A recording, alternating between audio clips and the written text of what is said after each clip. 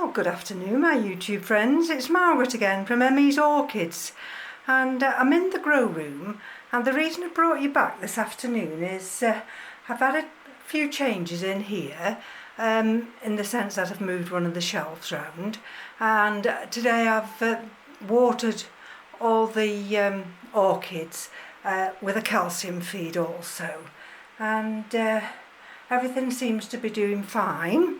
But I do check on these phalaenopsis that are in these vases, and I always say to any of my subscribers, if you see any changes that you're unsure of, always investigate them. Don't leave them, because like with my Frederixianum, that dendrobium, and it came in that coconut husk, you see, I had to do something about that in the end.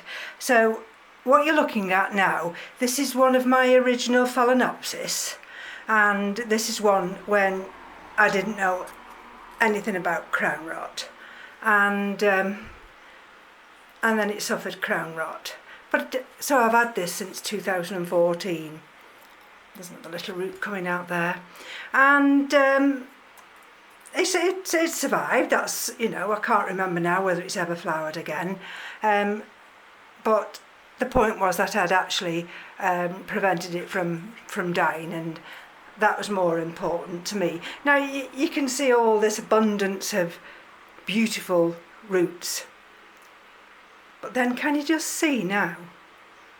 I don't know whether you'll see whether I'm in the right light. I could do with a dark screen really. Maybe that's a little bit better. There's like mould forming, white mould.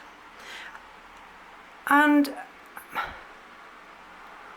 I really do not know whether this is a natural phenomenon and it just happens, or whether it's something I need to worry about. I don't know, at the back of my mind somewhere, maybe it was when I used to watch those who grew in waterculture, and maybe this is the good bacteria that gathers around the roots. But this is only happening now to those roots that are actually down inside this vase now. And you can see there's an abundance of gunge, for want of a better word. And I look down there. Actually, it doesn't look too bad that way, but if you look that way, it's absolutely filthy. So, and it's still got a little bit of debris on from when I actually put it into that vase there. There's that little root as well. So, now I can either leave this and just ignore it, but I could be doing that, ignoring it, at my peril. And I don't want to do that.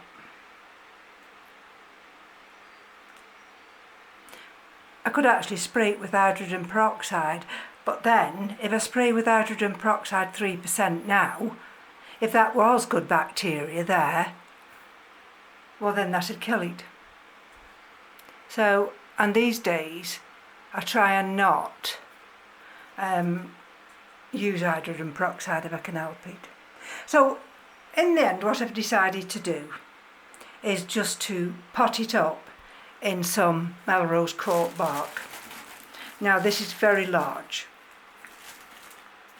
and that should allow enough air to get to these roots. There's very few now that I've not actually sent out side growths, side roots, whatever you want to call them. And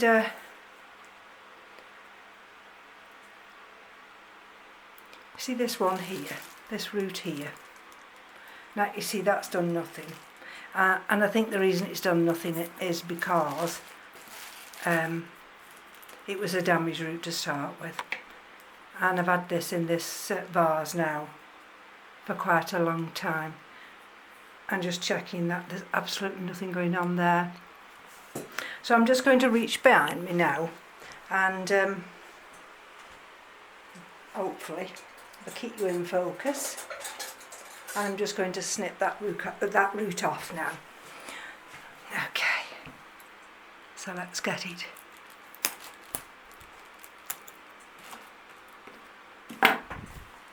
There we are, so we'll discard that root now. And I've got a clear plastic pot all ready. Trying not to damage those roots, and let's just have a look how she will actually fit in there. One could say she's slightly over potted. There we go. And I've got a smaller pot, just bear with me. If I just change hands, you see that one, let's just try it. I don't think this one is going to be, no, you see that one's not going to be big enough. And the next vase I've got was going to be this one. And let me just have a look. You see, that she's too high. That's not deep enough. So what I'm going to do, I'm going to go back with the original thought, and I'm going to pot her up in this one, even though it might be a little bit too big. But she'll grow into it. And you've noticed that I've not moistened this bark at all. Let me just check that root there before I put. What I don't want to do now is, if I'm going to put her in this bark, I don't want to put her in the bark with any damaged roots. Let's just have a look. I'm not bothered about any of that old media sticking to it. I'm fine with that. So I'm going to have to kind of rest her. Let's see if I can do it this way, so you can all see. Can you see down there now? You see, because of the way the original plant was, and then she's saying she sent this, I don't know whether you call that a keiki. It makes her a little bit lopsided, but you look down there now, I think she's fine. I think she's fairly central, and I'm only going to fill this up. I'm not going to put any pressure on those roots at all. I'm just going to let this medium just drop, and I don't want to push anything down and disturb those roots at all.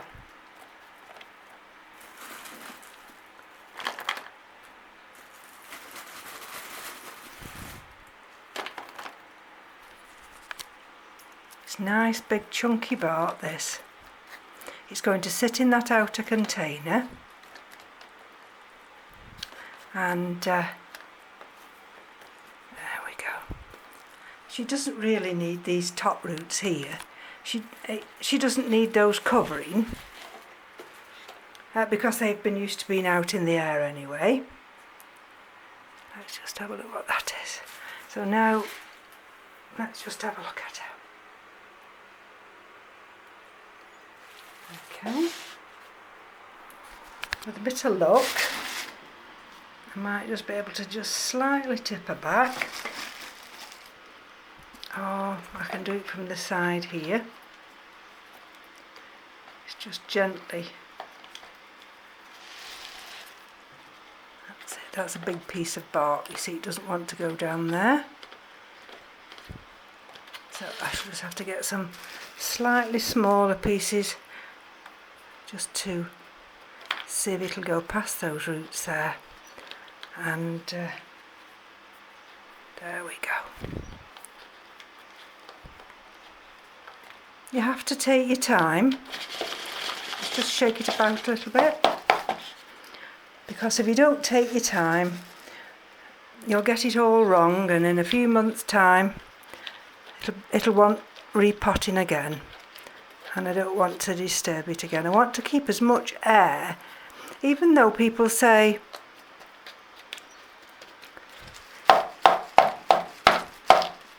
you know they don't like air gaps. Well, you see, to me, when they're on a tree, there we go, when they're on a tree they don't have any option. The roots, if they're aerial roots, of course they're just in the air, and the other roots will just anchor onto the tree. So there we go.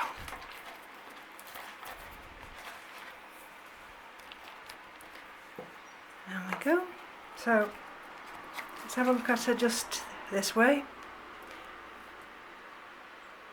There's that nice root, and I think she's going to be fine that way. Let's just have a look at her this way.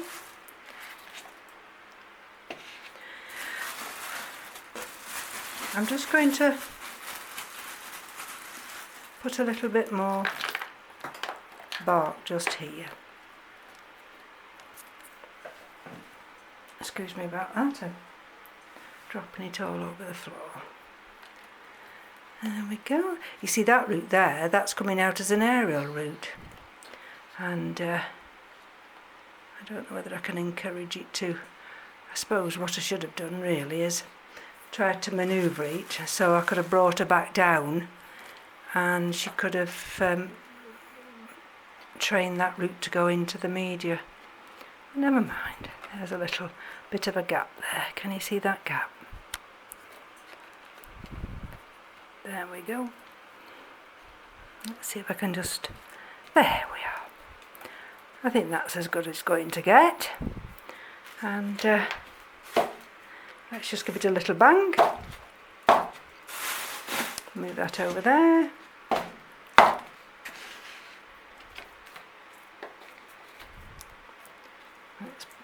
That's it. What I try and like to do is just to wedge when it's the bottom of that rhizome, you see there.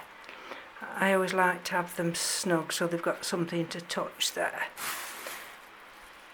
Okay, let's pick a couple of pieces up off the carpet, and let's put this, a little couple more pieces there. So now it's entirely up to you people out there who have been putting their phalaenopsis in their vases with decorative gravel. And these others, they're fine. I've not got a problem with any of those at all. Excuse me, I'm still I'm still picking bark up. But this one, I did say, didn't I, that the roots will tell me. And I might be completely wrong, and that fluffy mould, whatever it is, it might be good, but at the moment I'm not going to take a chance, because the rest of the plant is very, very healthy. And she's got this little decorative pot that she'll sit in there, and she'll get watered this weekend. I don't think there's any need to actually water her today. So I'm just going to get up now. I'm going to put my rubbish down one side, and then I'll just pan round and show you what I've done in the grow room today. So probably when I get up now, because I've been focused in on here, the camera now will go out of focus. So I'll try and do it slowly and just give you a pan round. Now those are the other Phalaenopsis, and if you'll notice, if I go close in like that, it doesn't send the camera haywire. So if you look here now, can you see this bare wall here? Well, this is where that shelf used to be. And I had this idea today, that's the Docrylia, that I would change the room round. I've got some new orchids coming. They may arrive tomorrow from Curling Orchidine. This one's not been watered today. I keep my eye on this one, even though it's got a yellowing leaf there. I don't want this sphagnum moss to get too wet. I don't want, I want these roots to develop, so that will get watered tomorrow, and I'm digressing again. So this is that wall now, and because I've watered the orchids, we're now on 80% humidity. The humidifier is not on.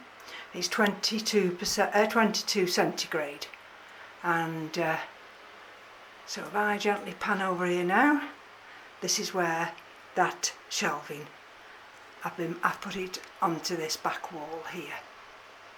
That's the big Miltassia Royal Robe, and this is the Cameridian. Oh, I can't remember, I never know what that one says. And I've got some little butterflies. This big one, I'll have to watch the time because it'll cut off. This big one, there, can you see? I put a piece of card in and it sent its inflorescence and it's climbing up that piece of card. So I'm chuffed a bit with that one. It's a new bird that we've just got, has little ornaments, and I've just moved things around a little bit on here. Not much, but just making use of that wall there, because of course I've got that big rod as well, and that's that big Phalaenopsis there, that with that lovely inflorescence coming, and that's taken me 3 years to get that from a very poor specimen. That's the only problem when, you know, you get this desire to save a Phalaenopsis orchid. Well, if they're not very well when you get them, it's going to be a long process and you've got to have such patience. Like I say, that's taken me 3 years. And it's a no idea, I've no idea what it's going to look like. And this is the big white fowl. And she has some beautiful blooms, this one does. If I lift this one down now, this is the big Cattleya Pastoral Innocence. I have to watch I don't catch it back into that. And I don't know whether you can see down there, that's got a new suitable growing there, and I've put a piece of card also. And that one's been fed today with a calcium mix. It just sits there and that leaf just prevents it from turning there. This is another one now, this is another Phalaenopsis, and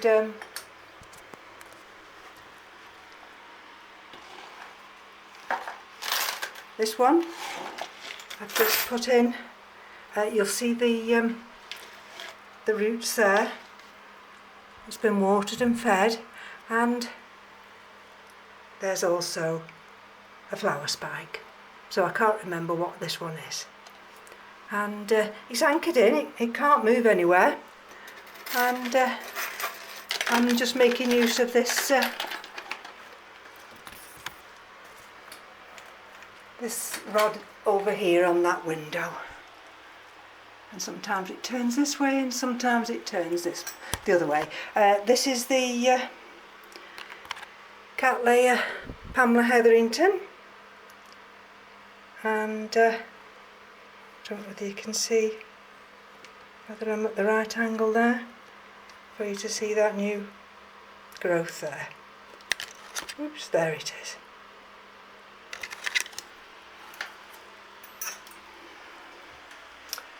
And so I've put the fan that doesn't oscillate. I've moved that higher and that's up on that rod now, so that's enabled me to have some more room here on this top shelf.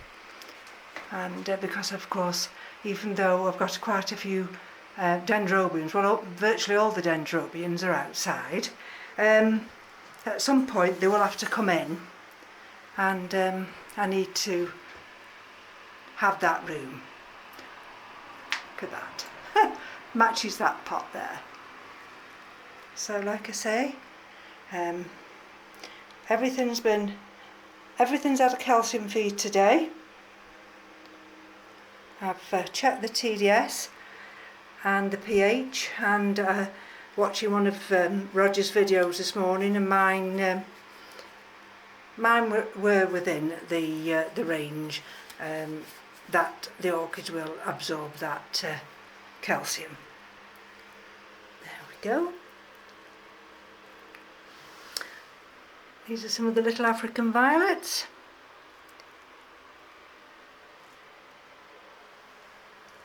That's little Otto there. And that one's growing a lot now. I've got those 2 spare pots because I'm not sure about these orchids that are coming from Curly and Orchidine, whether or not I'll need to repot some of them. Usually I do repot them. There we go. These are the Phragmipediums, of course.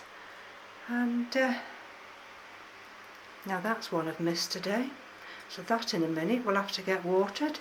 That's the LC. Laelia Cattleya, and this one has got these beautiful roots. Look at this, absolutely loving it.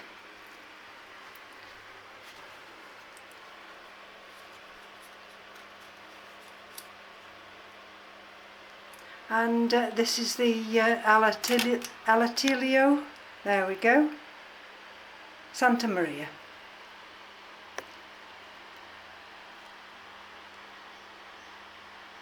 And with that warm weather we've had, everything's loving it. And today we've had the rain again, so that's why the humidity's up. Let's have a look on this shelf, and in the little terrarium. Let's have a look. That's my Pathiopedilum. And keeping my eye on that one because that's another one that I really must make the effort. And I'm trying my best to pull it through. That's the oscillating fan, of course. And we're back over onto this shelf here. And there's the 2 in the terrarium. One's been watered, one hasn't. So that's another little job. You can always miss your orchids. You know, you walk past them and you think, oh, I'll do that one, and I remember to do that one, and then you completely forget all about it. And this is the little hieroglyphica. And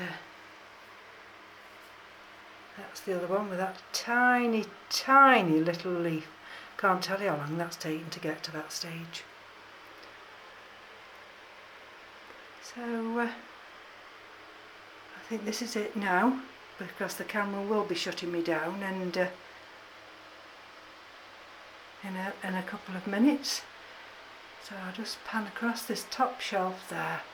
And thank you all for joining me, and I will keep you informed how this Phalaenopsis is going along.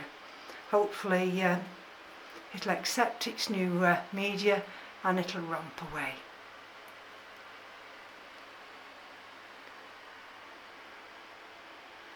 Sorry about that, I was moving a little bit fast.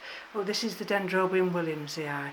Now, I've not put this outside because it's too small, and I like to keep my eye on it because it's mounted. So there we go. This will have to fit over there on the shelf. And thank you for joining me. Thank you to all my new subscribers.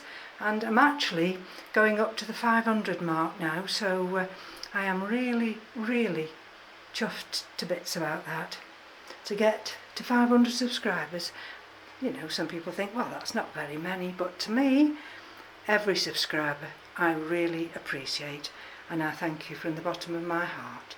So from me to you, enjoy the rest of your week. Take care. Bye bye now.